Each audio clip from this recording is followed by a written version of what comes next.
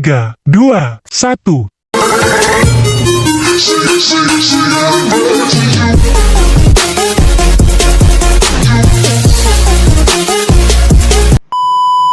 Kementerian Lingkungan Hidup dan Kehutanan mencatat, Indonesia menghasilkan sampah sebanyak 21,88 juta ton pada tahun 2021. Jumlah itu menurun sebanyak 33,33% dibandingkan pada tahun sebelumnya, yaitu sebanyak 32,82 juta ton. Kondisi tersebut berbeda dengan tahun 2020, yang jumlah sampahnya justru meningkat sebanyak 12,63%.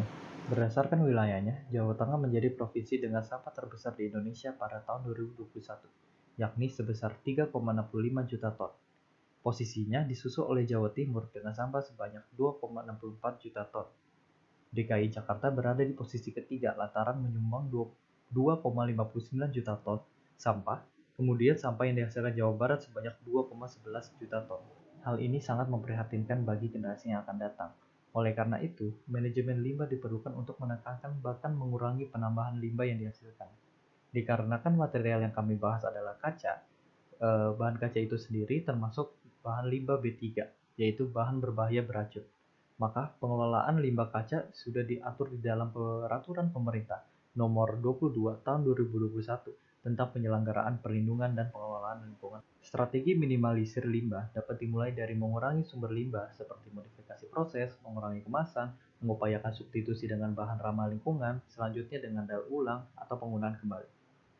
Limbah yang sudah dihasilkan dapat dikelola dengan menetralkan limbah serta memulihkan energi atau sumber material dari limbah tersebut. Keuntungan dari strategi tersebut, yaitu limbah yang terbuang atau dihasilkan dapat ditekan seminimal mungkin. Program minimisasi limbah yang sudah diatur di peraturan pemerintah seperti sumber dalam atau sumber injeksi, kolam penyimpanan, dan landfill untuk limbah B3. Hal ini dikarenakan limbah B3 merupakan limbah yang perlu pengawasan dan kontrol yang ketat. Namun, ada alternatif lain yang lebih baik daripada hanya meminimum limbah tersebut, yaitu dengan teknologi bersih atau mengganti dengan bahan-bahan yang ramah lingkungan dan energi.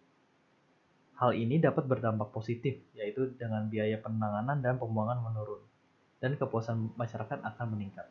Ada 4 teknik yang dapat diterapkan dalam mereduksi limbah, yaitu yang pertama ada inventory management, yang kedua ada production process modification, yang ketiga ada volume reduction, dan yang keempat ada recovery.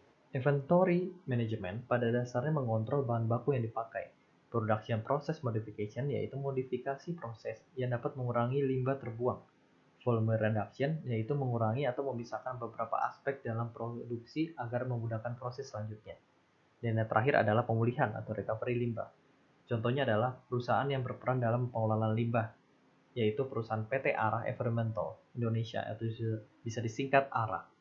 Perusahaan ini merupakan salah satu perusahaan pengelolaan limbah B3 yang memiliki izin dari pemerintah untuk berperan sebagai 3 di antara 5 pihak yang terkait dalam proses pengelolaan limbah B3, yakni sebagai pengangkut, pengumpul, dan pengelola limbah B3.